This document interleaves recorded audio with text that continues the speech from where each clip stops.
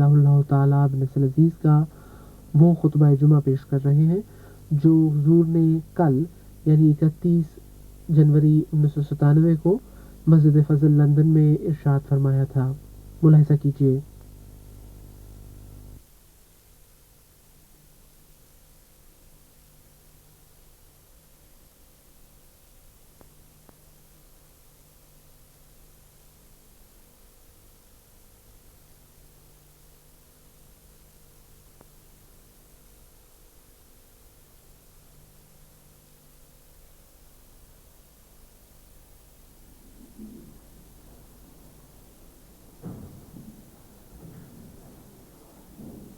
अस्सलाम वालेकुम रहमतुल्लाह। अज़ान दे दें। अरे अज़ान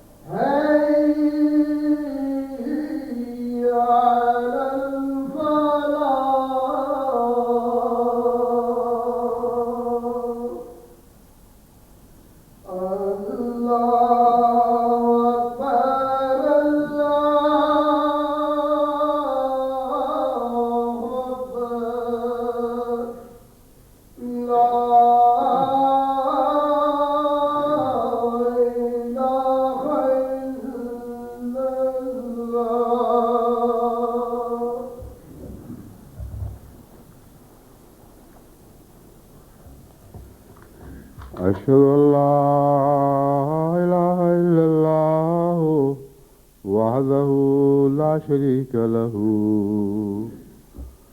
व अशहदु अन्ना मुहम्मदन अब्दुहु व रसूलुहु। अम्मा बअदु फ़अऊज़ु बिल्लाहि मिनश शैतानिर रजीम। बिस्मिल्लाहिर्रहमानिर्रहीम। अल्हम्दुलिल्लाहि रब्बिल आलमीन अर्रहमानिर्रहीम मालिकि यौमिद्दीन। इय्याका नअबुदु व इय्याका नस्तईन। इहदिनस सिरातल मुस्तकीम صراط الذين أنعمت عليهم غير المغضوب عليهم ولا الضالين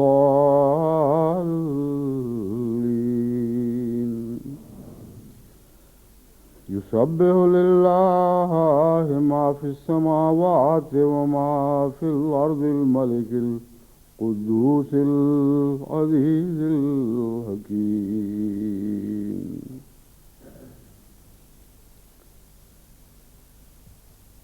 اللہ تعالیٰ ہی کی تسبیح کرتا ہے جو کچھ بھی آسمانوں میں ہے اور جو کچھ بھی زمین میں ہے. وہ ملک ہے، بادشاہ ہے، قدوس ہے، پاک ہے، عزیز ہے، عزت والا اور غلبے والا ہے، اور حکیم ہے، حکمتوں والا ہے. عزیز میں علم کا مضمون بھی داخل ہے. سو صاحب عزت جو علم کی وجہ سے صاحب عزت ہے، علم کی برتری اور اس کے کمال کی وجہ سے. گزشتہ خطبے میں میں نے سورہ فاتحہ کے حوالے سے یہ مضمون شروع کیا تھا کہ حضرت صلی اللہ علیہ وآلہ وسلم نے جو نصیحت فرمائی ہے کہ رمضان کے مہینے میں اگر بخشش کے بغیر گزر جاؤ تو ایک بڑی محرومی ہے. تو اس سلسلے میں نماز ہمارے کام آتی ہے اور روزانہ 5 مرتبہ ہماری بخشش کے سامان لاتی ہے. اور سورہ فاتحہ کے جو اعلیٰ مضامین ہیں وہ ہمیں تمام روحانی ترقیات کی راہیں دکھاتے اور ہاتھ پکڑ کر ان تک پہنچنے میں ہماری مدد کرتے ہیں. جمعے کے بعد مجھے خیال آیا کہ یہ مضمون کچھ ایسا علمی رنگ اختیار کر گیا کہ اکثر سننے والے جو دنیا بھر میں مختلف علمی معیار کے ہیں شاید اس سے استفادہ نہ کر سکیں. اور جہاں تک استغفار کا تعلق ہے اور بخشش کا تعلق ہے، حمد اس سے بالا اوپر کا یعنی بعد کا مضمون ہے، اور بخشش کا تعلق زیادہ تر تسبیح سے ہے. بس اس پہلو سے میں نے سوچا کہ آج کے جمعہ میں تسبیح کے مضمون پر میں زیادہ زور دوں اور اس مضمون کو بخشش کے ساتھ باندھ کر جوڑ کر آپ کے سامنے کھولوں. جس آیت کریمہ کی میں نے تلاوت کی ہے یہ سورہ جمعہ سے لی گئی ہے، اور سورہ جمعہ میں تسبیح کے ساتھ مضمون کا آغاز بتاتا ہے کہ وہ تمام اعلیٰ مقاصد جن کی خاطر حضرت صلی اللہ علیہ وآلہ وسلم تشریف لائے اور جن کا فیض زمانوں میں 2 زمانوں کو ملا گیا، اور پہلے زمانے اور آخرین کے زمانے کو دونوں کو آپ کے فیض نے اکٹھا کر دیا. یہ اس مضمون کا آغاز تسبیح سے ہے. اللہ تعالیٰ کی تسبیح کے بعد پھر وہ صفات بیان ہوئی ہیں جو حمد سے تعلق رکھتی ہیں. بس میں اس آیت کے حوالے سے جو ہمیں حضرت صلی اللہ علیہ وآلہ وسلم کے زمانے سے جوڑنے والی آیت ہے، تسبیح کے مضمون کو شروع کرتا ہوں. میں نے عرض کیا تھا کہ اکثر قرآن کریم میں جہاں کائنات کا ذکر ہے وہاں تسبیح کا مضمون ملتا ہے، مگر حمد ضروری نہیں کہ بیان ہو، جس سے پتہ چلتا ہے کہ کائنات کا آغاز خدا تعالیٰ کی ایسی صفات سے ہوا ہے جو ہر عیب سے پاک تھی، اور ان صفات کا عیب سے کلیتاً پاک ہونا لازماً تمہید کا مضمون پیدا کرتا ہے، مگر یہ جو دوسرا حصہ ہے یہ شعور سے تعلق رکھتا ہے، زیادہ تر شعور سے تعلق رکھتا ہے. پس تسبیح سے مراد یہ ہے کہ خدا تعالیٰ کی پاکی بیان کی جائے، یہ بیان کیا جائے کہ اللہ تعالیٰ ہر قسم کے امکان احتمالی عیب سے کلیتاً پاک ہے، اس میں کوئی بھی کمزوری نہیں. اور جب یہ بات متحقق ہو جائے، ثابت ہو جائے کہ ایک چیز ہر قسم کی کمزوری سے کلیتاً پاک ہے، تو اس کے بعد حمد کا مضمون لازماً ایک طبی نتیجے کے طور پر شروع ہو جاتا ہے. بس تاریخی عمل کے طور پر ہم یہ کہہ سکتے ہیں کہ تسبیح سے خدا تعالیٰ کی صفات کا مضمون شروع ہوتا ہے، مگر تسبیح اور تحمید کے درمیان وقتی طور پر فاصلہ نہیں ڈالا جا سکتا، کیونکہ ہر پاکی بلا توقف ایک حمد کا مضمون پیدا کر دیتی ہے، اور اس پہلو سے یہ دونوں اٹوٹ رشتہ رکھتے ہیں۔ ایسا رشتہ ہے کہ وہ لازم ملزوم ہے، وہ ایک کے بعد دوسری چیز کا پیدا ہونا ایک قطعی اور طبی عمل کی صورت اختیار کر جاتا ہے۔ مثلا آپ اپنی ذات میں سوچیں، اگر آپ نے جھوٹ سے کلیتاً توبہ کر لی ہو تو یہ مضمون تسبیح سے تعلق رکھتا ہے۔ آپ نے پاکی اختیار کر لی، لیکن یہ ہو ہی نہیں سکتا کہ جھوٹ سے کلیتاً توبہ اختیار کر لی ہو اور سچے نہ بنے ہوں۔ بس اگرچہ پہلا حصہ منفی ہے، ایک برائی سے پاکی کا مضمون ہے، مگر جب اس کی نفی کلیتاً ہو جائے تو بعد میں حمد کا مضمون از خود لازماً جاری ہوگا۔ یہ ہو ہی نہیں سکتا کہ کوئی شخص جھوٹ سے کلیتاً پاک اور صاف ہو اور کہیں سچا نہیں ہے۔ اسی طرح ظلم سے خالی ہونا، بدبختی سے عاری ہونا، جو دل کی شقاوت کہلاتی ہے، یہ اپنی ذات میں اس حالت میں رہ ہی نہیں سکتا جب تک نرمی اور پیار اور شفقت دل میں داخل نہ ہو جائے۔ بس یہ کہنا کہ وہ ظلم سے کلیتاً پاک ہے لیکن رحم دل نہیں ہے، یہ ہو ہی نہیں سکتا۔ تو آغاز بہرحال سبحان کے مضمون سے ہوتا ہے اور حمد کا مضمون اس کے اوپر قائم ہوتا ہے۔ بس سورہ فاتحہ کا آغاز حمد سے ہونے کا دراصل یہ مطلب ہے کہ حضرت اقدس محمد مصطفیٰ صلی اللہ علیہ وآلہ وسلم مقام تسبیح کے تمام مراحل طے کر گیا ہے، اور اس بلند مقام پر آپ کا قدم ہے جس کا حمد سے تعلق ہے، اور اس پہلو سے امت محمدیہ کے اعلیٰ مقاصد اور اعلیٰ مناصب کا ذکر فرمایا گیا ہے۔ مگر ہر نماز تسبیح سے شروع ہوتی ہے، اور حمد میں داخل ہونے سے پہلے جو نماز میں داخل ہونے کا رستہ ہے اس کا گیٹ سبحان اللہ سے قائم کیا گیا ہے۔ سبحانک اللہم و بحمدک، اے اللہ تو پاک ہے، و بحمدک، اور تیری پاکی کا مطلب ہے اپنی حمد کے ساتھ پاک ہے۔ تو یہ وہ پہلو ہیں جن کو خوب اچھی طرح ذہن نشین کرنے کے نتیجے میں استغفار کا مضمون سمجھ آئے گا، اور چونکہ اس پچھلے جمعے کا دراصل مقصد حضرت صلی اللہ علیہ وآلہ وسلم کی اس حدیث کی وضاحت کرنا تھا جس میں فرمایا کہ وہ بڑا محروم اور بد نصیب انسان ہے جو رمضان پا جائے، رمضان گزر جائے اور وہ بخشش سے خالی رہا ہو، بغیر بخشش کے اس کا رمضان وہ خالی گزر گیا۔ بس رمضان کا مہینہ بخشش سے گہرا تعلق رکھتا ہے، اور بخشش کا مضمون پہلے تسبیح سے تعلق رکھتا ہے، پھر حمد میں داخل ہوتا ہے۔ اس کی وضاحت میں آپ کو قرآن کریم کی بعض آیات کے حوالے سے آپ کے سامنے کروں گا۔ پہلے تو جیسا کہ میں نے عرض کیا تھا، اکثر قرآن کریم کی آیات میں جہاں ذی شعور چیزوں کا ذکر نہیں ہے، ان چیزوں کا ذکر نہیں جو ہمارے نقطۂ نگاہ سے شعور رکھتی ہیں، ان میں تسبیح تک بات ٹھہرا دی جاتی ہے اور حمد کی بات لازماً نہیں کی جاتی۔ مگر دو ایسی آیات بھی ہیں جہاں بظاہر ذی شعور بغیر شعور رکھنے والی چیزیں ہیں، مگر ان کے ساتھ حمد کا مضمون بھی بیان فرمایا گیا ہے، اور مضمون کو یوں کھول دیا کہ ان کی تسبیح اور ان کی حمد اس نوع کی ہے کہ تمہیں سمجھ آ نہیں سکتی، کیونکہ یہ شعور کی ایسی باریک اور ابتدائی حالتیں ہیں جن تک انسان کا ذہن پہنچ ہی نہیں سکتا۔ وہ اگرچہ شعور میں بہت آگے بڑھ گیا ہے، لیکن اتنا آگے بڑھ گیا ہے کہ نیچے دیکھے تو اپنی ابتدا دکھائی نہیں دیتی اس کو، اس لیے وہ نہیں سمجھ سکتا کہ میں بھی ہر قدم شعور کی مختلف منازل سے گزرتا ہوا، احساسات کی مختلف منازل سے گزرتا ہوا اس مقام تک پہنچا ہوں۔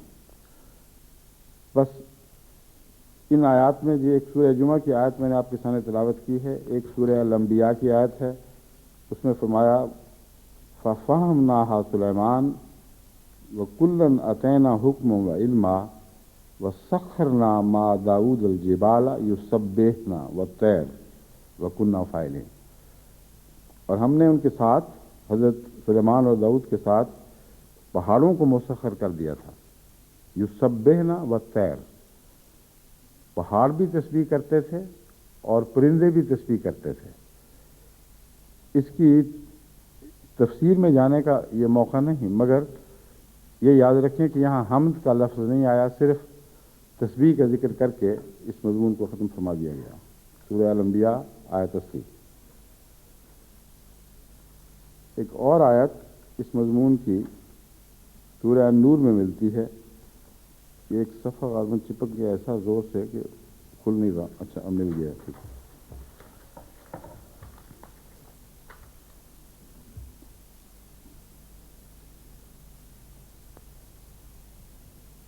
انا سخرنا الجبال معه یسبحن بالعشی والاشراق، ہم نے اس کے ساتھ پہاڑوں کو بھی مسخر کر دیا تھا، جو صبح کے وقت بھی شام کو بھی تسبیح کرتے تھے اور صبح بھی تسبیح کرتے تھے، اور یہاں بھی حمد کا ذکر نہیں ہے۔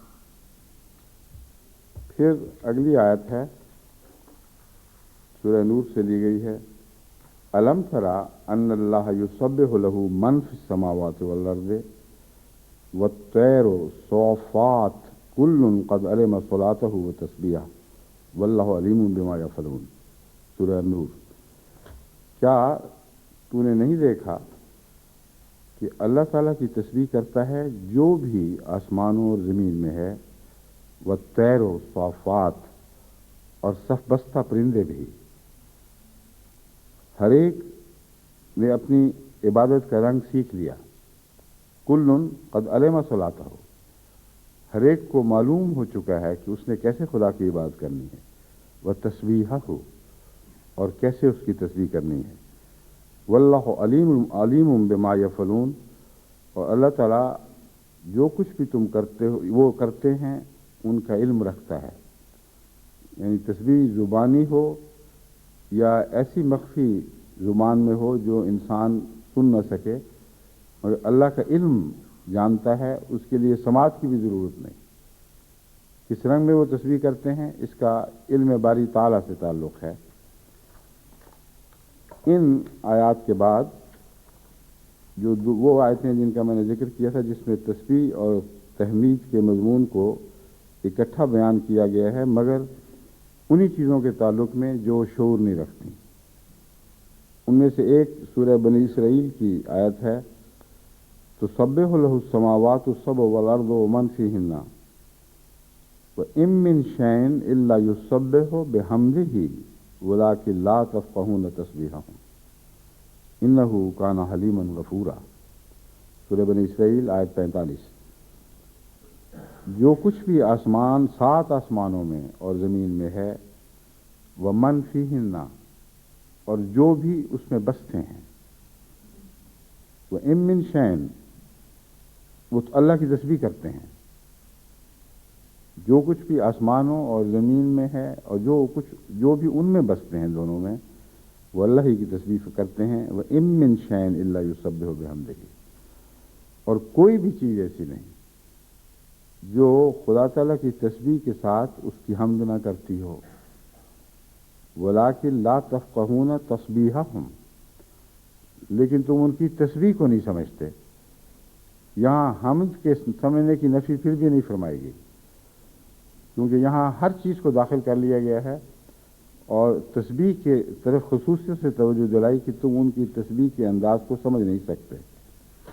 انہ کان حلیما غفورا، اللہ تعالیٰ بہت ہی بردبار ہے اور بخشش فرمانے والا ہے۔ میں چونکہ بات اور ایک بخشش کی طرف جلد سے جلد منتقل ہونا چاہتا ہوں، اس لیے اس کے ان آیات کے تفصیلی حصے سر نظر انداز کر رہا ہوں۔ پھر بجلیوں کے حوالے سے فرمایا وَيُسَبِّحُ الرَّعْدُ بِحَمْدِهِ وَالْمَلَائِكَةُ مِنْ خِيفَتِهِ، یہ کڑکتی ہوئی بجلیاں خدا کی تسبیح اس کی حمد کے ساتھ کرتی ہیں، اور فرشتے بھی من خیفتہ، اس کے خوف سے، خدا تعالیٰ کے روب کے نتیجے میں فرشتے بھی ایسی حالت میں تسبیح اور حمد کر رہے ہوتے ہیں۔ بس اب دیکھنا یہ ہے کہ اس رمضان میں تسبیح کے مضمون سے ہم کیسے فائدہ اٹھا سکتے ہیں۔ تسبیح کا جہاں تک تعلق ہے اور انسانی زندگی سے جہاں تک تسبیح کا تعلق ہے، قرآن کریم سے قطعی طور پر ثابت ہے کہ بخشش کے لیے تسبیح کا ہونا ضروری ہے۔ جہاں بھی بخشش کا مضمون ہے وہاں تسبیح کا مضمون بیان ہوا ہے اور حمد کا ذکر نہیں فرمایا گیا۔ بس بخشش کے بغیر انسان خدا تعالیٰ کی صفات کے حسن سے واقف ہو ہی نہیں سکتا۔ بغیر بخشش کے، جس کا تسبیح سے تعلق ہے، انسان اس بات کا اہل ہی نہیں بن سکتا کہ خدا تعالیٰ کی صفات حسنہ جو حمد سے تعلق رکھتی ہیں ان کا تصور باندھ سکے یا حقیقتاً حمد کرنے کا اہل بن سکے۔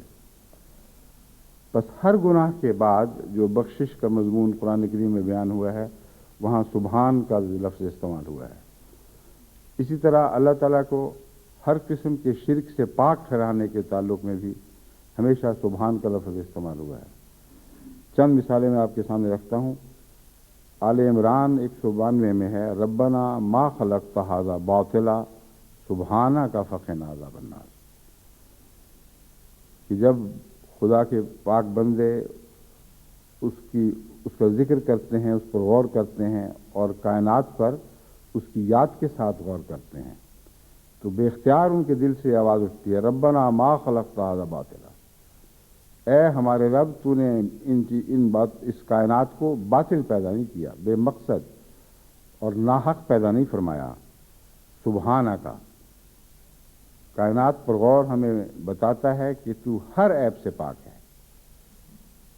فقنا عذاب النار، پس ہماری بخشش فرما، یہ مضمون ہے، ہمیں آگ کے عذاب سے بچا لے، اور یعنی ہمیں بخش دے، ہماری کمزوریاں دور فرما دے، جیسا کہ تو عیوب سے پاک ہے، ہمیں بھی پاک کر تاکہ ہم آگ کے عذاب سے بچ سکیں۔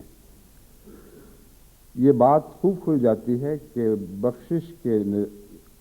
بخشش نہ ہونے کے نتیجے میں انسان اپنے داغوں سے پاک نہیں ہو سکتا، اور جو داغ ہیں جن کا وہاں رہنے کا حق نہیں ان کو لازماً جلانا ہوگا، کیونکہ جو بخشش کے پانی سے اپنے داغوں کو نہیں دھوتا وہ داغ پھر جلائے جاتے ہیں، اور مادی دنیا میں بھی یہی دستور ہے۔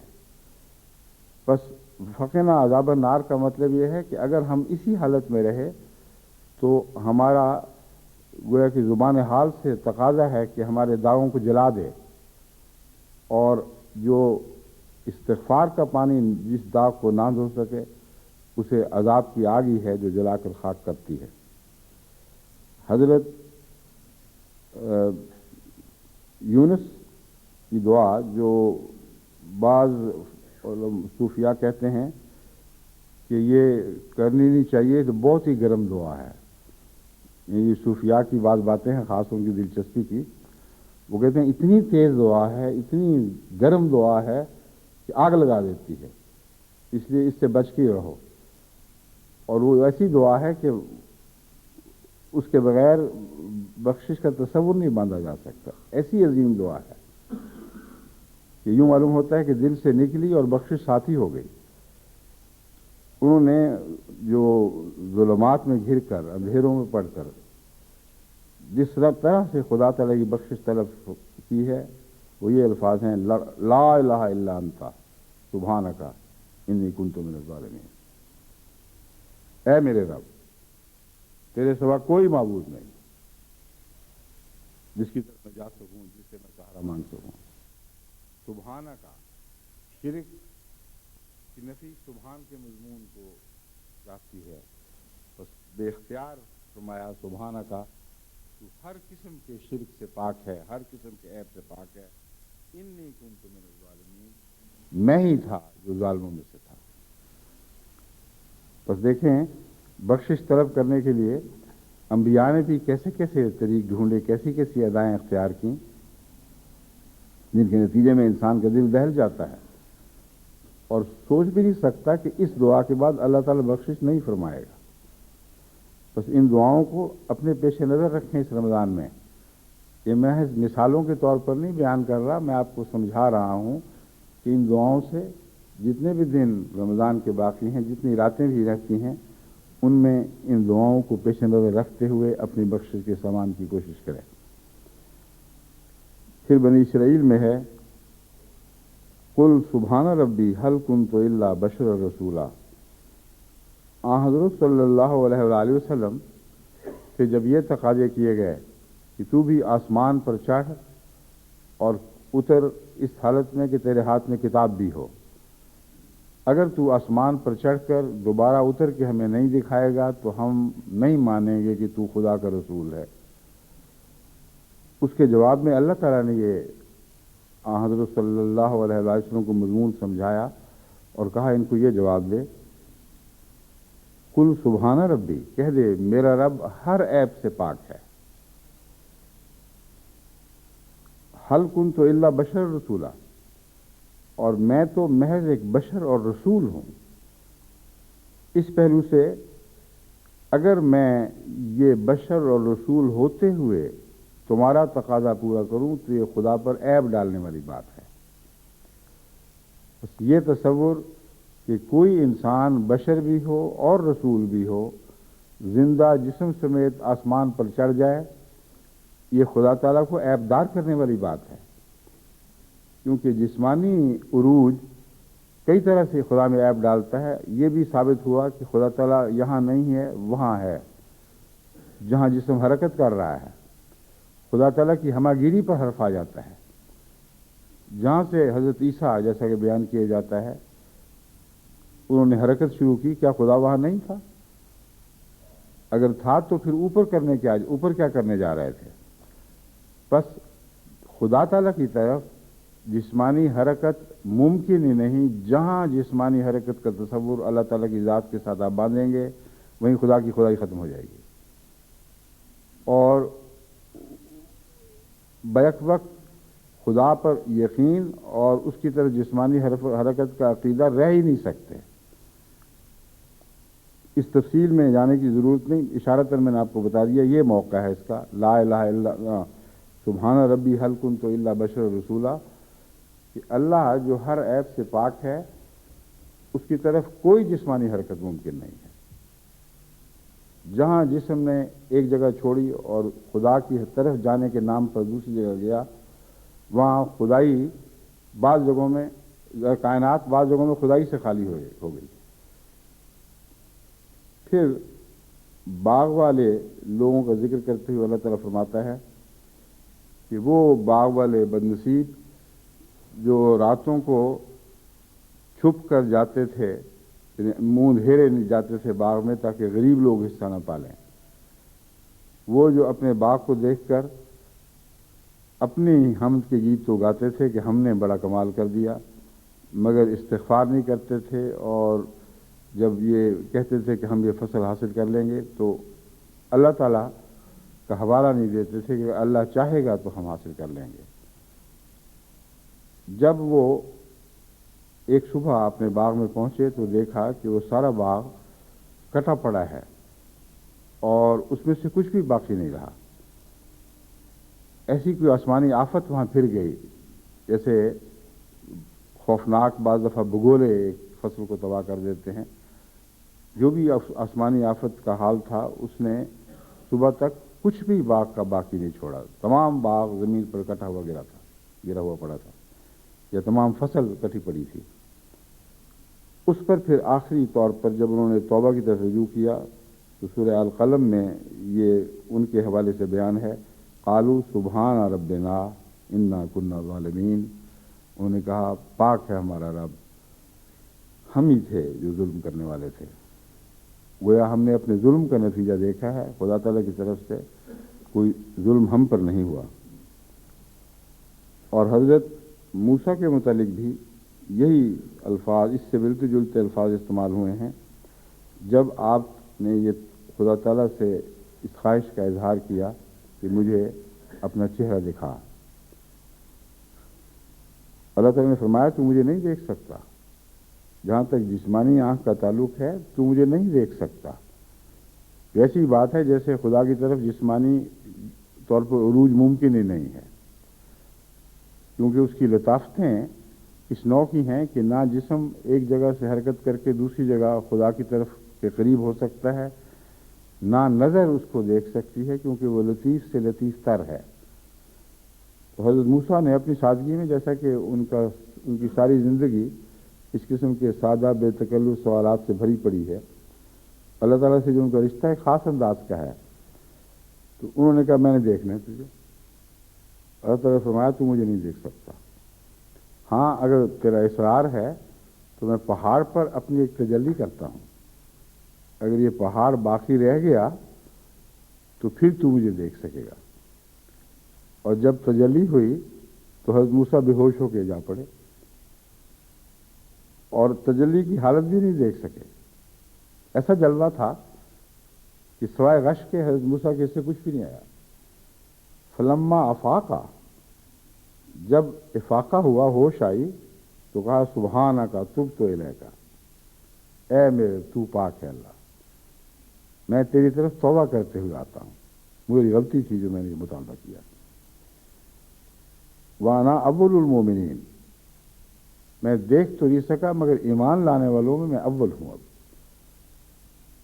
میں نے ایسا جلوہ دیکھا ہے کہ اس کے بعد تیری تسبیح کے وہ مرتبے مجھ پر روشن ہوئے، وہ مقامات مجھ پر روشن ہوئے کہ اس پہلو سے میں تجھ پر ایمان لاتا ہوں۔ اور اول المومنین کا مطلب یہ نہیں کہ زمانے میں پہلا، بلکہ انہوں نے کہا کہ میں اس مقام میں پہنچ چکا ہوں، اس مقام تک پہنچ گیا ہوں کہ اپنے دور میں میں پہلا مومن شمار ہونا چاہیے، مجھے پہلا مومن شمار ہونا چاہیے، یعنی یہ اول المومنین میں یہ دعویٰ ہے۔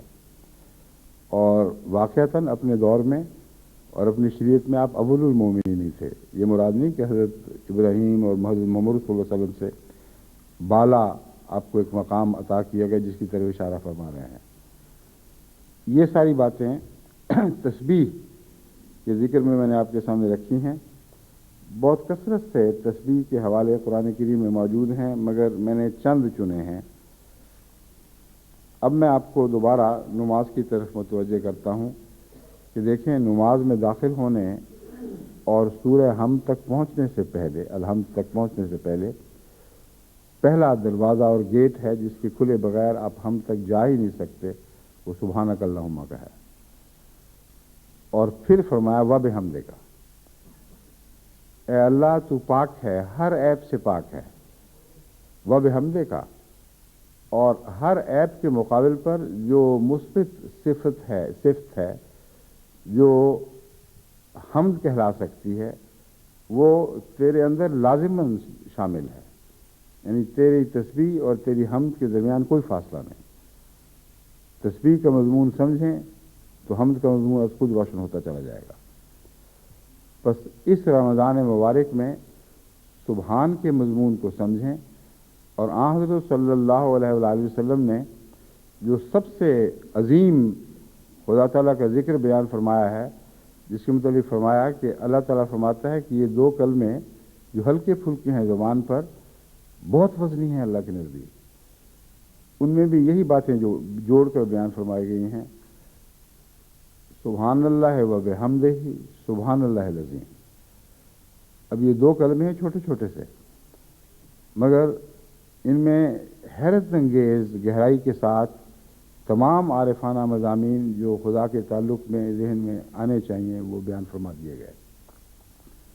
سبحان اللہ، اللہ ہر عیب سے پاک ہے، لیکن محض عیوب سے پاک نہیں، وبحمدہ، بلکہ اپنی حمد کے ساتھ۔ اب جب میں نے پہلے بیان کیا کہ اگر عیب سے پاک ہوں تو اس کے مقابل پر جو حمد کی مثبت صفت ہے وہ از خود انسان میں پیدا ہونی چاہیے، تو یہ ایک ایسا کوئی ایسا قاعدہ کلیہ نہیں ہے کہ ہر صورت میں ضرور دکھائی دے. مثلا ایک شخص مردانہ صفات سے عاری ہوتا ہے اس لیے کہ وہ، یا پاک ہوتا ہے اس لیے کہ مردانہ صفات سے ہی عاری ہوتا ہے. ایک عورت بھی ایسی ہو سکتی ہے، یعنی اس کی پاکیزگی اس کی مجبوری کا دوسرا نام ہے. بس وبحمدہ کا مضمون ان معنوں میں بھی لازماً صادق آنا چاہیے کہ جب ایک برائی سے پاک ہوں تو پھر حمد کے اندر سفر شروع کریں، اور یہ نہ سمجھیں کہ از خود آپ سچائی کے ہر مرتبے کو پا جائیں گے اگر آپ نے جھوٹ سے توبہ کر لی. تو سبحان اللہ و بحمدہ ہی کے بعد فرمایا سبحان اللہ العظیم، یعنی حمد کا مضمون لامتناہی ہے. تم یہ نہ سمجھنا کہ خدا تعالیٰ کی تسبیح بیان کرتے ہی تم حمد کے مضمون پر عبور حاصل کر لو گے. اول تو سبحان کا مضمون بھی ایک جاری مضمون ہے جو عام روزمرہ کی زندگی میں اپنے آخری مرتبے تک حاصل ہو ہی نہیں سکتا. اور جیسا کہ میں نے بیان کیا تھا، آپ اپنی برائیاں دور کرنی شروع کریں، اپنے داغ مٹانے شروع کریں، ہر مٹتے ہوئے داغ کے پیچھے ایک اور داغ دکھائی دینے لگتا ہے. اور یہ جو سفر ہے یہ صرف جھوٹ کے تعلق ہی میں ساری زندگی کا سفر ہے، اور اس مقام محمدی تک پہنچنا تو بہت دور کی بات ہے جہاں سبحان کا مضمون اس قدر کامل ہو گیا کہ آپ کا تعارف خدا کی حمد کے ساتھ کروایا گیا، الحمدللہ رب العالمین. اور بہت ہی عظیم مرتبہ ہے جو سورہ فاتحہ نے آپ کا بیان فرمایا، مگر ہم اس آخری عظیم مرتبے کو پا تو نہیں سکتے، لیکن اس طرف حرکت کرنا ہمارا فرض ہے، اور وہ ہر حرکت سبحان کے ساتھ ہوگی. ہر قدم جو ہم حمد کی طرف اٹھے گا وہ سبحان کے ساتھ اٹھے گا. بس اس پہلو سے مغفرت کے بغیر آپ حمد کو پا ہی نہیں سکتے، اور مغفرت کے لیے تسبیح کثرت کے ساتھ کرنا انتہائی ضروری ہے. اور حضرت صلی اللہ علیہ وسلم نے جو 2 کلمے ہمیں بتائے ہیں وہ سبحان اللہ و بحمدہ، سبحان اللہ العظیم، ان کا ورد آپ کے لیے بہت سی بخششوں کا موجب بھی بنے گا، اور بہت سے اعلیٰ مضامین بھی آپ کو اللہ تعالیٰ خود عطا فرمائے گا. میں نے ذکر کیا تھا کہ بہت سے سننے والے صاحب علم نہیں ہیں، اس لیے مجھے خیال آیا کہ اس مضمون کو نسبتاً آسان کر کے بیان کیا جائے. مگر حضرت صلی اللہ علیہ وسلم نے جو علم کے حصول کا طریق ہمیں بتایا ہے اس کے لیے کسی ظاہری دنیاوی علم کی ضرورت ہی کوئی نہیں ہے. سبحان اللہ و بحمدہ کے مضمون کو آپ سمجھ لیں تو بغیر کسی دنیاوی علم کے سہارے کے آپ اتنی ترقی کر سکتے ہیں کہ جو آپ کو ایک بے حقیقت انسان سے ایک عظیم انسان میں تبدیل کر دے گی. کیونکہ ان کلمات کا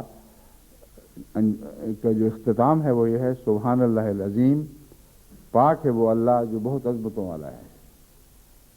اور سورہ جمعہ سے جو میں نے آغاز کیا ہے وہ بھی اسی وجہ سے کہ آپ کو سمجھاؤں کہ حضرت صلی اللہ علیہ وسلم سے برتر مقام حمد تو متصور ہو ہی نہیں سکتا.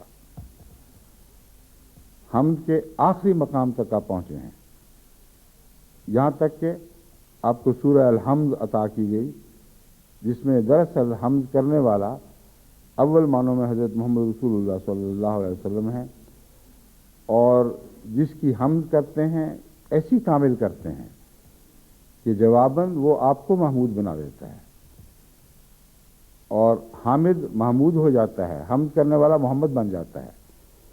یہ وہ مضمون ہے جو حضرت اقدس مسیح موعود علیہ الصلوۃ والسلام نے بڑی تفصیل کے ساتھ اور حیرت انگیز گہرائی کے ساتھ ہمارے سامنے کھولا ہے.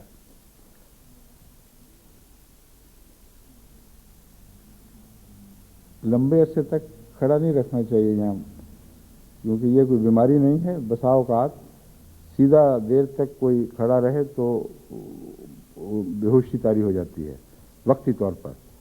इस बार पहले भी हमारे एक पहरेदार के साथ हुआ था, तो लोग घबरा जाते हैं। घबराने की कोई बात नहीं है। खुदावंद ये हमने अक्सर इज्तिमात के मौके पर देखा है कि खड़े खड़े सारे अटेंशन देर तक खड़े रहें तो एकदम गायब हो जाते हैं। तो ये देखना चाहिए, जो मुंतज़मीन हैं उनको देखना चाहिए कि वो जो खड़े रहने वाला काम है उसमें जल्दी जल्दी ड्यूटी बदला करें, जहाँ इंसान अपने हाथ पांव हिला ही नहीं सकता। खैर, ये भी हमें बताता है कि हमें तस्बीह की बहुत ज़रूरत है। अल्लाह के सिवा कोई भी अयूब से, किसी किस्म के अयूब से पाक नहीं है। अच्छा, अब मैं आपको बता रहा था कि सुभान अल्लाह व बिहम्दिही में जो मज़मून सिखाया गया है उस पर आप गौर करें तो आपका सफ़र कदम कदम आपकी ज़िंदगी के सारे दायरे से में हर छोटे दायरे से भी ताल्लुक़ रखता है, हर बड़े दायरे से भी ताल्लुक़ रखता है। ये सफ़र इज्तिमाई बनने से पहले इनफरादी तौर पर हर ज़िंदगी के दायरे से अलग अलग शुरू होगा। और ये मज़मून है जो मैं पहले बारहा खोल चुका हूँ, लेकिन इस रमज़ान के हवाले से फिर दोबारा समझाने की ज़रूरत है। और इसके लिए किसी इल्म की ज़रूरत नहीं, सिवाय उस इल्म के जो हज़रत मोहम्मद रसूलुल्लाह सल्लल्लाहु अलैहि वसल्लम ने हमें अता फरमाया। क्योंकि उसी आयत में जिसका मैंने इंतखाब किया था उसमें हज़रत सल्लल्लाहु अलैहि वसल्लम को एक अजीम मुअल्लिम के तौर पर, ऐसे मुअल्लिम के तौर पर पेश फरमाया जो इल्म के साथ साथ हिकमतें भी बयान फरमाता चला जाता है, और सिर्फ आलिम ही नहीं बल्कि हकीम है। और इस पहलू से जो खुद जाहिलों में से था, उम्मीयीन में से था, वो सारी दुनिया को इल्म सिखाने वाला और सारी दुनिया को हिकमतें समझाने वाला बन गया। बस सुभान का मज़मून, जैसा कि उस आयत में पहले बयान हुआ है, जो सब्बिहो लिल्लाह है, सुभान का मज़मून अगर इतना गहरा मज़मून है कि अगर आप इसको अच्छी तरह समझ लें तो लामुतनाही तरक्यात तक ये मज़मून आपको पहुँचाएगा। और सुभान के हवाले से जो कदम उठेगा हम्द के मज़मून में दाखिल होता चला जाएगा। बस इस रमज़ान मुबारक में जब भी आप नमाज के लिए खड़े होते हैं और सुभानक अल्लाहुम्मा कहते हैं तो ये सोचा करें कि क्या आप हर पहलू से खुदा की तस्बीह के गीत गाने के हक़ रखते हैं? क्या वाक़यतन आप अल्लाह की तारीफ़ कर रहे हैं कि तू हर ऐब से पाक है? इस मज़मून का एक और पहलू तहियात के आगाज़ में इंसान पर रोशन होता है, जब हम कहते हैं तहियातु लिल्लाह वस्सलावातु वत्तय्यिबातु। और हमेशा जब मैं ये पढ़ता हूँ तो तवक्कुफ़ के साथ मैं अपना मुहासबा करता हूँ कि इस नमाज में मैं कोई सलात और पाकीज़ा बातों का तोहफ़ा वाक़यतन पेश भी कर रहा हूँ कि नहीं। और अक्सर दिल शर्मिंदा होता है कि मुंह से कह रहा हूँ कि सलावात के तोहफ़े लाया हूँ, तय्यबात के तोहफ़े लाया हूँ, लेकिन कौन सी नई पाकीज़ा चीज़ें हैं जो मैंने अख्तियार की हैं जो खुदा के हजूर पेश कर सकूँ। तो बसा औक़ात खाली तश्तरियाँ हैं जिनमें बज़ाहिर कुछ अक़ीदत के फूल सजे हुए हैं, कुछ तहाइफ हैं कीमती इंसानी गौहर, इंसानी सिफ़ात के बज़ाहिर, मगर जब आप गौर करें तो पता लगता है कि खाली तश्तरी पेश हो रही थी। उस वक्त इंसान सवाए इसके कुछ नहीं कह सकता, क्या खुदा इस तश्तरी को तू ही भर सकता है, और हम में ताकत नहीं कि हम तेरे हुजूर हमेशा हर नमाज पर नए नए तहाइफ पेश कर सकें। तो ये सुभान वाला मज़मून भी दरअसल यही है। जब आप कहते हैं सुभानक अल्लाहुम्मा तो ये लाज़िमन सोचना चाहिए कि खुदा के हर ऐब से पाक होने को वाक़यतन हम काबिल तारीफ़ समझते भी हैं कि नहीं। ये महज़ एक ज़ुबानी जमा खर्च है। और जब आप कहते हैं हाँ हम वाकई समझते हैं, तो इंसान का अपना किरदार उसके सामने खड़ा होकर उसको मुत्तहम करने लगता है। मुझ में ये बुराई भी है, मुझ में वो बुराई भी है, मुझ में वो बुराई भी है, और मैं ये कह रहा हूँ सुभानक अल्लाहुम्मा। اللہ تو ہر عیب سے پاک ہے، وہ بحمدے کا، اور عیب سے پاک ہوئے بغیر کوئی حمد نصیب ہی نہیں ہو سکتی۔ اور چند کلموں کے بعد میں نے الحمد کے مضمون میں داخل ہونا ہے جو بہت عظیم مضمون ہے۔ تو پھر میں کیا کروں کہ میری نمازیں مقبول ہو جائیں، میں کیا کروں کہ میرے نماز کا آغاز ہی سچا ہو جائے اور ایک کھوکھلا خالی دعویٰ نہ رہے۔ اس طرح غور کر کے اگر آپ نمازیں پڑھیں تو آپ کی ہر نماز میں سبحان کا مضمون ہی آپ کی ساری زندگی بچا جائے گا۔ ناممکن ہے کہ کروڑ نمازیں بھی آپ کو اس مضمون سے جدا ہو، کروڑ نمازیں بھی پڑھیں تو یہ مضمون اطلاق نہ پاتا ہو اور ہمیشہ نئے رنگ میں اطلاق نہ پاتا ہو۔ بس ایک ایک عیب کا احتساب کرنا ان معنوں میں، جیسا کہ نماز نے ہمیں سکھایا ہے اور قرآن نے سکھایا ہے، یہ وہ احتساب ہے جس کا ذکر حضرت صلی اللہ علیہ وآلہ وسلم نے رمضان میں فرمایا کہ جس نے رمضان احتساباً گزار دیا، جس نے رمضان ہمہ وقت اپنے نفس کا تجزیہ کرتے ہوئے گزارا ہے، گہری نظر سے جائزہ لیتے ہوئے گزارا ہے کہ میں نے کیا پایا ہے کیا کھویا ہے، اس کو خدا تعالیٰ خوشخبری دیتا ہے کہ اس رمضان کے دوران اس کے پہلے سارے گناہ بخشے جائیں۔ بس یہ وہ مضمون ہے جس کو اچھی طرح سمجھ کر جماعت احمدیہ اس دنیا میں غیروں پر وہ حیرت انگیز امتیاز حاصل کر لے گی جس کا کوئی تصور ہی غیروں میں نہیں پایا جاتا۔ مسلمان کہلاتے تو ہیں مگر کوئی ان کو نہیں سمجھاتا کہ تمہاری مسلمانی کیسے بنے گی، کون سے قدم اٹھاؤ گے تو قرب الہی نصیب ہوگا، کون سے قدم اٹھاؤ گے تو نماز سلیقے کی ہو جائے گی، اس کے بغیر 5 وقت جو چاہو کرتے پھرو، 5 وقت چھوڑ کر 1000 دفعہ خدا کے حضور حاضر ہو تو ان نمازوں میں کوئی پھل نہیں لگے گا، کیونکہ وہ خالی بالیاں ہیں جن میں بیج پڑا ہی نہیں۔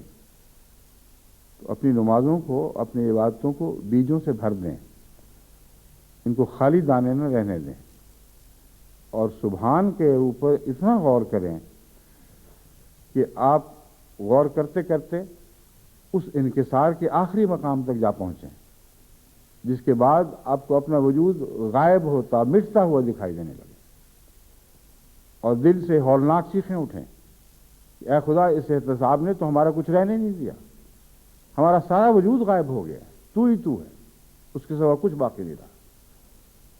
یہ نفی ہے جو دراصل لا الہ کا مضمون بتاتی ہے، اپنے وجود کی نفی حقائق کے حوالے سے، فرضی باتوں کے حوالے سے نہیں، اپنے عیوب پر نظر رکھتے ہوئے، ایک ایک عیب کو پہچانتے ہوئے، اس کے داغ کی نشاندہی کرتے ہوئے، ان کے داغوں کی نشاندہی کرتے ہوئے، اے خدا یہ بھی مجھ میں داغ ہے، یہ بھی داغ ہے، یہ بھی داغ ہے، اور ہر زندگی کے دائرے میں یہ داغ ہیں۔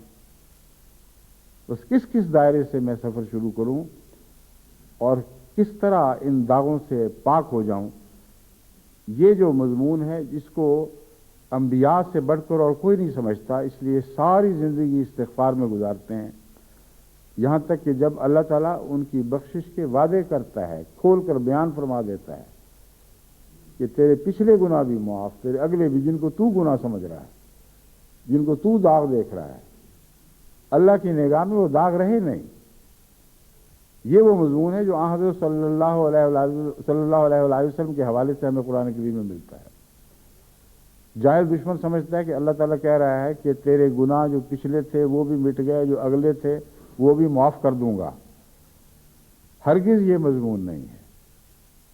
مراد یہ ہے کہ تو اپنی زندگی میں جو داغ دیکھ رہا ہے یہ تیرے انکسار کی انتہا ہے، اور آئندہ زندگی بھی ہمیشہ تیری داغوں سے پاک ہی رہے گی۔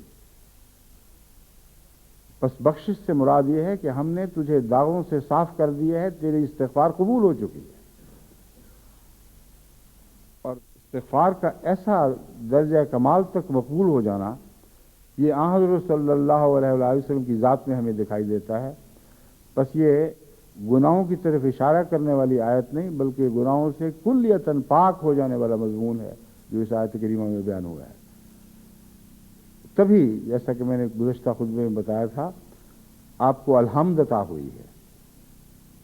سبحان کی ساری منازل آپ نے طے کی ہیں، تب الحمد کی مضمون میں داخل ہوئے ہیں اور شریعت کو اور دین کو درجہ کمال تک پہنچا دیا گیا. بس ہم نے اس عظیم رسول صلی اللہ علیہ وآلہ وسلم کی پیروی کرنی ہے، اور آپ ہی کے صدقے، آپ ہی کی بدولت ہم نے یہ سارے مضمون سیکھے اور ان کو اپنے ذات میں جاری کرنا ہے. بس محض علمی اور عرفان کے مضامین کی بحث کے طور پر میں نے یہ باتیں نہیں چھیڑی. میں سمجھانا چاہتا ہوں کہ یہ وہ عملی اقدام ہے جو ہم میں سے ہر ایک کر سکتا ہے، خواہ کسی قسم کا علم رکھتا ہو یا نہ رکھتا ہو. تسبیح کا مضمون سمجھ جائے، پھر حمد کے مضمون اس پر از خود روشن ہونے شروع ہو جائیں گے. اور تسبیح کے مضمون کے لیے سچائی ضروری ہے.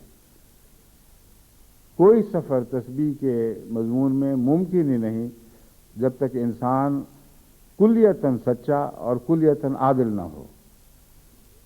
سچائی اور عدل یہ دو شرطیں ہیں جن کے ساتھ انسان خدا تعالیٰ کی تسبیح کے وقت اپنے نفس کا محاسبہ کر سکتا ہے اور موازنہ کر سکتا ہے. بس سچائی پر قائم ہو جائیں، عدل سے فیصلے کریں. اپنے قریب ترین انسان کے اندر بھی اگر کمزوری ہو تو اس سے مغفرت کا سلوک کریں، مگر اس کو نظر انداز نہ کریں، اس پر پردے نہ ڈالیں ان معنوں میں کہ گویا وہ کمزوری ہے ہی نہیں. تو دوسروں کے معاملے میں جب آپ یہ سلوک کریں، یہ جب پیارے ہوں تو اس وقت یہ بات مشکل ہو جاتی ہے. اس لیے اس حوالے سے سفر کی بجائے نفس کے حوالے سے سفر شروع ہوا ہے، کیونکہ انسان کو سب سے زیادہ پیارا خود انسان ہوا کرتا ہے. اپنے سے زیادہ پیاری اور کوئی چیز نہیں ہے کسی کو. اور اس پیار کے تقاضے پورے کرنے والے جو وجود ہیں جتنا جتنا قریب ہوں اتنا پیارے ہوتے چلے جاتے ہیں. بس آخری صورت آنا کی ہے، انسان کا اندرونی نفس. قرآن کریم نے اس مضمون کو آگے جا کر بہت کھولا ہے. آخری صورتوں میں بڑی وضاحت سے بیان فرمایا ہے کہ تمہیں وہم ہے کہ تمہارے بچے، تمہارے اقربا، تمہارے محبوب تمہیں اپنی جان سے بھی زیادہ پیارے ہیں. جب عذاب کا وقت آتا ہے، جب پکڑ کا وقت آتا ہے، اس وقت پتہ چلتا ہے کہ تم کس قدر لائل جہالت کی حالت میں زندگی بسر کر رہے تھے. یہ پیارے اس لیے ہیں کہ تم اپنے آپ کو پیارے ہو. جہاں تمہارے پیار کا تصادم ان کے پیار سے ہوگا، لازماً تم اپنے حق میں فیصلہ دو گے، ان کے حق میں فیصلہ نہیں دو گے. بس مائیں اپنے بچوں کو پیش کر دیں گی، اے خدا یہ ہمارے عذاب کو ٹال دیں. میرے مائیں کہیں گی میرے اور میرے عذاب کے درمیان یہ بچہ حائل ہو جائے، مجھے نجات مل جائے. اس سے زیادہ اور خوفناک منظر کیا انسان سوچ سکتا ہے؟ مگر قرآن کریم نے ان حقائق کو اتنی صفائی اور گہرائی کے ساتھ، اس تفصیل کے ساتھ بیان فرمایا ہے کہ انسان کے لیے غلط فہمی کی کہیں کوئی ادنا بھی گنجائش باقی نہیں چھوڑی. بس تسبیح اگر ذات کے حوالے سے شروع ہوگی تو گرد و پیش کے تمام تعلقات میں یہ صحیح طور پر جاری ہو سکتی ہے، ورنہ نہیں ہو سکتی. اپنے اوپر جھوٹا رحم نہ کرو. حضرت صلی اللہ علیہ وآلہ وسلم کی طرح ظلوماً جہولا ہو جاؤ، یعنی اپنے نفس پر ایسی ظلم کی نگاہ ڈالنی کہ ادنا سے ادنا کمزوری کو بھی نظر انداز نہ کرنا، کوئی رعایت نہ کرنی. اس پہلو سے دنیا کا کوئی نبی بھی ظلم کہلانے کا مستحق نہیں ٹھہرا سوائے حضرت اقدس محمد مصطفیٰ صلی اللہ علیہ وسلم کے. اور اسی لیے سب سے بڑی امانت آپ کو عطا ہوئی، جس کو آسمانوں اور زمین اور پہاڑوں نے قبول کرنے اور اٹھانے سے انکار کر دیا، اس امانت کو محمد رسول اللہ نے آگے بڑھ کے اٹھا لیا. بس تسبیح کا مضمون حضرت اقدس محمد مصطفیٰ صلی اللہ علیہ وسلم سے سیکھیں. جب حضرت صلی اللہ علیہ وسلم سے پورے وعدے ہو گئے، ہر قسم کی وضاحت ہو گئی کہ تجھے کوئی غم، کوئی فکر نہیں، سب چیزیں تیری بخشی ہوئی ہیں، پھر بھی عبادت کرتے رہے. راتوں کو اٹھ کر پاؤں سوج جاتے تھے عبادت کرتے. پوچھنے والے نے پوچھا یا رسول اللہ اب آپ کیا کرتے ہیں؟ فرمایا میں عبد شکور نہ بن. اتنا بڑا احسان ساری کائنات میں ہی تو ہوں جو اس عظیم احسان کا مظہر بنایا گیا ہوں. تو کیا میں بیٹھ رہا ہوں گا؟ اس کے بعد میری زندگی کا سفر اب شکر کے مضمون میں داخل ہوا ہے، اور یہ لامتناہی سفر ہے، کبھی ختم نہیں ہو سکتا. تو تسبیح سے تحمید میں اور تحمید سے شکر کے مضمون میں داخل ہوں تو آپ کی ساری زندگی بن جائے گی. اور ایک زندگی کیا، آپ دوسری سینکڑوں زندگیاں بنانے کے اہل ہو جائیں گے جو آپ کے بعد آنے والی ہیں. بعد میں آنے والی نہیں، اپنے ماحول، اپنے گرد و پیش میں یہ صفات اپنی ذات میں جاری کریں، اس قسم کا وجود بننے کی کوشش کریں تو آپ کا گھر سدھرنا شروع ہو جائے گا، آپ کا ماحول سدھرنا شروع ہو جائے گا، آپ کے محلے، آپ کی گلیاں، آپ کے شہر سدھرنے شروع ہو جائیں گے.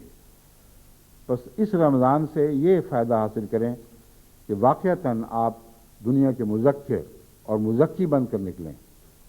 اور یہ اسی طرح ہوگا کہ اپنے نفس کا محاسبہ کریں اور احتساب کے ذریعے اس رمضان کے ختم ہونے سے پہلے اپنے پہلے گناہوں سے کلیتاً پاک ہو جائیں، اور بخشش، خدا تعالیٰ کی بخشش کے انعام حاصل کرنے کے بعد پھر نئی بخششوں کا سفر شروع ہوگا.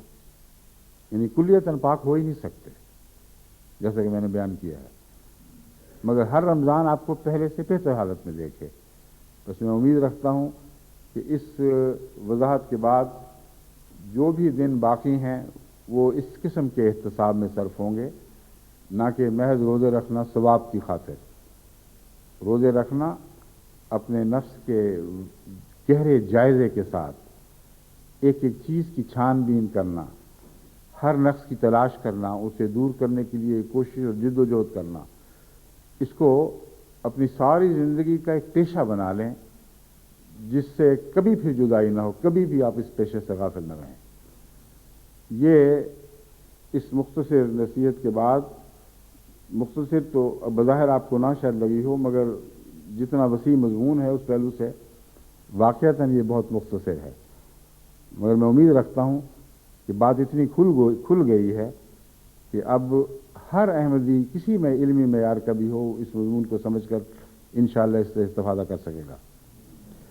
آخر پر میں ایک نماز جنازہ کا اعلان کرنا چاہتا ہوں جو مکرم محترم چودھری احمد مختار صاحب سابق امیر جماعت کراچی کی نماز جنازہ ہوگی، جو عصر کی نماز کے مان بعد ہوگی. چودھری صاحب کا ذکر خیر، ان کے لیے دعا کی تحریک کی خاطر کچھ کرنا لازم ہے. آپ موضع 1.5 چک 1.5 ہے غالباً، یا 1.5 چک 29 سانگلہ ہل ضلع شیخوپورہ میں 1909 میں پیدا ہوئے. تو اس پہلو سے آپ کی عمر تقریباً کتنے 90 سال بنے گی؟ نہ 78 سال، 78 79 89، ہاں 78، وہی میں کہہ رہا تھا، تقریباً 90 سال بنے گی. میں کہا آپ سے 78 کہہ رہے ہیں، ہاں تقریباً 90 سال بنتی ہے.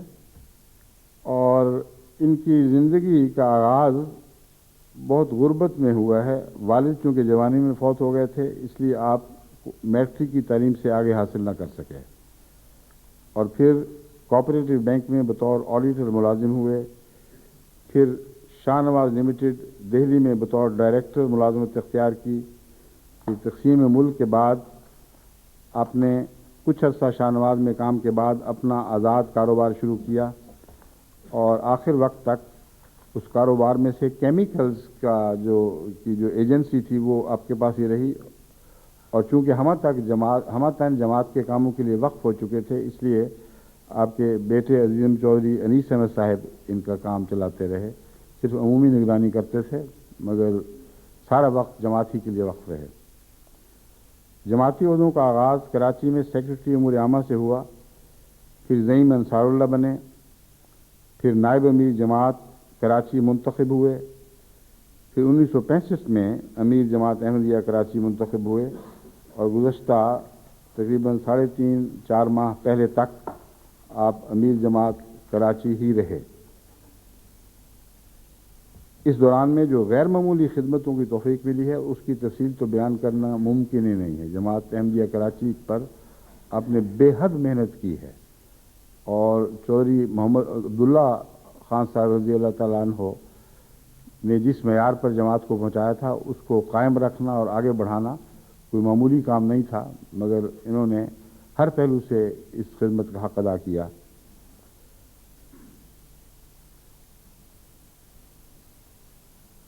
لیکن علمی کمی جو میں نے بیان کی ہے وہ دراصل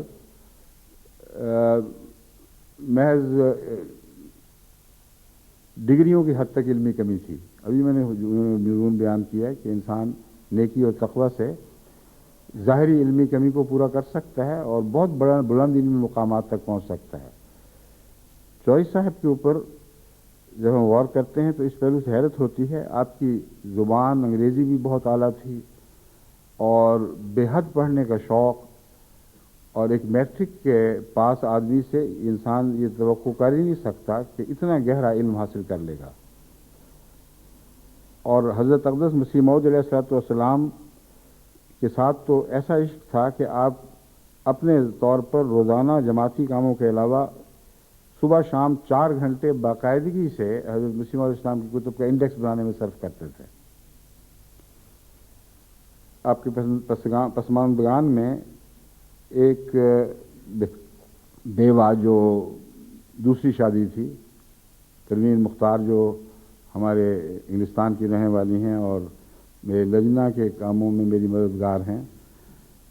لجنہ کے مرکزی کاموں میں رپورٹیں وغیرہ مرتب کرنا، ٹیم بنائی ہوئی ہے اور ہر قسم کے جوابات بھجوانے کی آخری ذمہ داری ان پر ہے۔ ایک یہ ہیں، 2 بیٹے ہیں، ایک محمود مختار صاحب جو انگلستان ہی میں رہتے ہیں، اور ایک انیس صاحب جن کا ذکر گزرا ہے، اور ایک ان کی بیٹی ہیں۔ یہ 3 بچے انہوں نے پیچھے چھوڑے ہیں۔ اس ضمن میں یہ بھی بیان کرنا ضروری ہے کہ کن حالات میں گزشتہ 4.5 ماہ پہلے ان کو جماعت کے امارت کے عہدے سے سبکدوش ہونا پڑا۔ اول تو یہ کہ گزشتہ 2 سال سے بہت گہری بیماریاں لاحق ہوتی رہیں، یہاں تک کہ ایک موقع پر ایک پھیپھڑا کلیپس کر گیا اور لگتا یہ تھا کہ ابھی آخری وقت ہے، مگر بے حد توکل اور ہمت تھی۔ ہر قسم کی بیماری کا مقابلہ بڑے صبر سے کرتے تھے، اور ہمیشہ ہر بیماری پر مجھ سے فون پر رابطہ کر کے تو ہومیوپیتھک علاج بھی کروایا کرتے تھے۔ ہومیوپیتھک پہ خود بھی عبور تھا اور یقین تھا، مگر ساتھ ہی دوسرے علاج سے بھی کبھی آپ نے تردد نہیں کیا علاج کروانے میں۔ ڈاکٹر احسان صاحب ہیں ہمارے بڑے مخلص، ایک خدمت کی روح رکھنے والے ڈاکٹر اور بڑے قابل ڈاکٹر ہیں، وہ ہمیشہ ان کا خیال رکھتے رہے۔ تو گزشتہ 2-3 سال سے میں نے محسوس کیا تھا کہ جماعتی ذمہ داریوں کے لیے جتنی طاقت چاہیے وہ طاقت رفتہ رفتہ کم ہوتی جا رہی ہے، اور اس کے نتیجے میں پھر چند ماہ پہلے مجھے کراچی کی جماعت کے بعض ذمہ دار عہدیداران نے بعض انتظامی کمزوریوں کی طرف توجہ دلائی، اور میں جانتا ہوں کہ انہوں نے پوری صفائی نفس کی صفائی کے ساتھ ایسا کیا، ہرگز کسی منفی جذبے کے ساتھ تنقید کی خاطر نہیں کیا۔ وہ چوئی صاحب کو بڑا احترام کرنے والے لوگ تھے، مگر چونکہ ان کا دینی تقاضا تھا، اپنی اس وفا کا تقاضا تھا جو نظام سے ہر احمدی کو ہونی چاہیے، اس عزت اور احترام کے باوجود انہوں نے چودھری صاحب کو بھی مطلع کیا کہ میرے نزدیک یہ انتظامی کمزوریاں پیدا ہو رہی ہیں اور آپ پر ذمہ داری عائد ہوتی ہے، اور مجھے بھی مطلع کیا۔ چنانچہ بعض ایسے معاملات تھے جن کو اس صورت میں نظر انداز کرنا میرے فرائض کے منافی ہوتا، بس اپنے ذاتی گہرے پرانے تعلق کے باوجود ان خدمات کا اعتراف رکھنے کے باوجود جو انہوں نے انجام دیں، یہ بات لازم تھی کہ جماعت کو بتایا جائے کہ نظام جماعت میں اگر کوئی کمزوری پیدا ہوگی تو اس کی تحقیق لازماً ہوگی، خواہ کوئی کیسے ہی بڑے مرتبے تک پہنچا ہوا انسان ہو جس کی طرف وہ کمزوری منسوخ کی گئی ہو۔ اور انصاف کا تقاضا ہے کہ چھوٹے عہدیدار کے خلاف شکایت ہو یا بڑے سے بڑے کے خلاف شکایت ہو، ایسے شخص کے خلاف شکایت ہو جس کی ساری زندگی وقف رہی ہو جماعت کے لیے، تب بھی اگر ان معاملات میں دوسروں کے تعلق میں کمیشن بیٹھے ہیں، اگر ان معاملات میں دوسروں کو وقتی طور پر معطل کیا گیا ہے، تو لازماً ایسے موقع پر ایسے شخص کو بھی معطل ہونا چاہیے۔ چنانچہ چودھری صاحب خود اس بات کو سمجھتے تھے اور انہیں ایک ذرہ بھی اس بات میں شکوہ پیدا نہیں ہوا، صرف استغفار کے خط ملا کرتے تھے کہ دعا کریں اللہ تعالیٰ مجھے اس ابتلا سے سالم گزار لے اور تحقیق کے نتیجے میں کوئی داغ نہ مجھ پر آئے۔ چنانچہ گزشتہ جو تحقیق ہوئی اس کے نتیجے میں یہ بات تو کھل گئی کہ آپ انتظامی طور پر باریک ذمہ داری ادا کرنے کے لیے اتنی صحت نہیں رکھتے، اور کمیشن نے جو بات کھولی وہ یہی تھی کہ آپ میں اب یہ طاقت نہیں ہے کہ اپنے ماتحتوں کی اس طرح نگرانی کریں جس طرح پہلے کیا کرتے تھے۔ اس لیے اگر ماتحتوں سے ان باتوں میں کوئی نقص واقع ہوا ہے تو امیر کو اس کی ذمہ داری سے الگ نہیں کیا جا سکتا۔ اس پہلو سے وہ تعطل جو تھا وہ جائز قرار پایا، مگر آخری رپورٹ سے پہلے اللہ تعالیٰ نے ان کو بلا لیا تاکہ یہ معاملہ اسی طرح ختم ہو، اور جہاں تک ان کے اوپر کسی قسم کی سرزنش کا تعلق ہے اس کا کوئی سوال پیدا نہیں ہوا۔ مجھے پورا یقین ہے کہ ذاتی طور پر آپ ہر داغ سے صاف تھے اس معاملے میں، مگر وہ صحت کی کمزوری جس کا میں نے ذکر کیا اس کے نتیجے میں مجبور تھے اور گہری تفصیلی نگرانی کر نہیں سکتے تھے۔ تو جب جماعت کراچی نے مجھ سے پوچھا کہ ان کی وصیت کے متعلق کیا کر رہے ہیں، میں نے کہا لازماً وہ قائم وصیت ہے، بہت عظیم خدمات کی ہیں۔ جماعت احمدیہ کراچی پورے اعزاز کے ساتھ اور پوری وفا کے ساتھ ان کے تہذیب و تکفین کے فرائض کا انجام دے اور محبت بھری دعاؤں کے ساتھ اس مرحوم بھائی کو رخصت کرے، اور اسی لیے ان کے لیے بہشتی مقبرے میں چودھری انور حسین صاحب مرحوم کے ساتھ کی کوئی جگہ تھی خالی، وہاں میں نے ان کی تدفین کا فیصلہ کیا ہے۔ تو یہ وضاحت اس لیے ضروری تھی کہ لوگوں میں یہ باتیں پھیل تو جاتی ہیں کہ ایک شخص جو اتنی بڑی قربانی کرنے والا اتنے لمبے عرصے تک خدمت سر انجام دیتا رہا وہ معطل ہو گیا ہے، لیکن ان کو یہ نہیں پتا کہ اس شخص کا کیا احترام میرے دل میں ہے اور میری کیا مجبوریاں تھیں کہ وہ تعطل لازماً کرنا ہی پڑنا تھا۔ تو یہ تمہید ان کے ان الزامات سے ان کو صاف کر رہی ہے جس کے متعلق بعض لوگ یہ سمجھتے ہیں کہ گویا یہ خود بعض باتوں میں ملوث تھے۔ میں اس کی وضاحت کر رہا ہوں، ہرگز کوئی ایسی بات ثابت نہیں، بلکہ وہی کمزوری تھی جو دراصل صحت کی کمزوری تھی جس پر بالآخر آپ کو اس علالت کا سامنا کرنا پڑا چند روز تک جو جان لیوا ثابت ہوئی۔ دراصل اب مجھے معلوم ہوا ہے کہ ان کے لنگز میں کینسر تھا، اور ان کے بیٹے نے ڈاکٹری رپورٹ سے جو اس نے اب بتائی ہے ان کو، یہ دیکھ کر مجھے فون پر بتایا کہ دراصل کینسر کا ایک لمپ بن گیا تھا، اور یہ کوئی فوراً بات پیدا ہونے والی نہیں، پرانی بات تھی۔ پہلی بیماریوں کے حملے بھی اسی وجہ سے تھے، مگر ایک حد تک مقابلہ تو ہو سکتا ہے، مگر کینسر جب اتنا پرانا ہو جائے اور اچھی طرح پنجے گاڑ لے تو پھر بالآخر انسان کو اس کے سامنے ہاتھ ڈالنے پڑتے ہیں، ہتھیار ڈالنے پڑتے ہیں۔ تو اللہ تعالیٰ انہیں غنی کی رحمت فرمائے، اور یہ رمضان کے جمعہ میں جو 21واں رمضان کا جمعہ ہے ان کا جنازہ، یہ بھی اللہ تعالیٰ کی طرف سے ایک ان پر احسان ہے۔ بہت وسیع خدمتیں کی ہیں، بڑے انتھک کام کیے ہیں، اللہ تعالیٰ انہیں غنی کی رحمت فرمائے، اور ان کی اولاد اور عزیزوں اور ساری جماعت کراچی کو ان کی اعلیٰ اقدار کے ساتھ چمٹے رہنے کی توفیق بخشے۔ اس تمہید کے بعد اب میں اس خطبے کو ختم کرتا ہوں، اور عصر کی نماز کے فوراً بعد انشاءاللہ نماز جنازہ ہوگی۔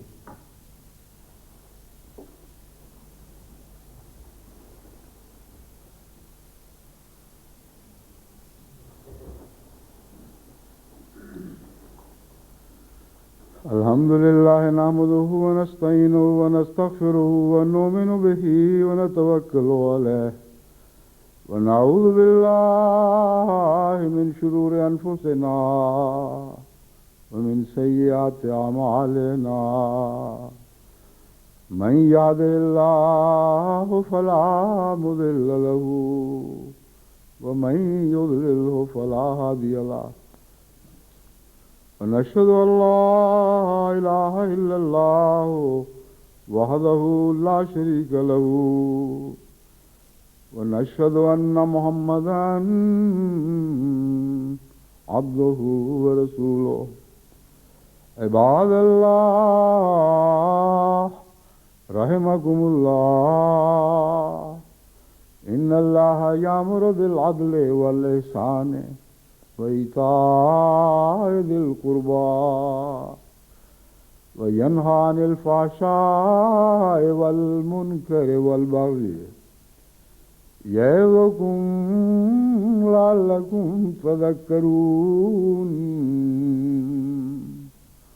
اذكروا الله يذكركم وادعوه يستجب لكم ولذكر الله أكبر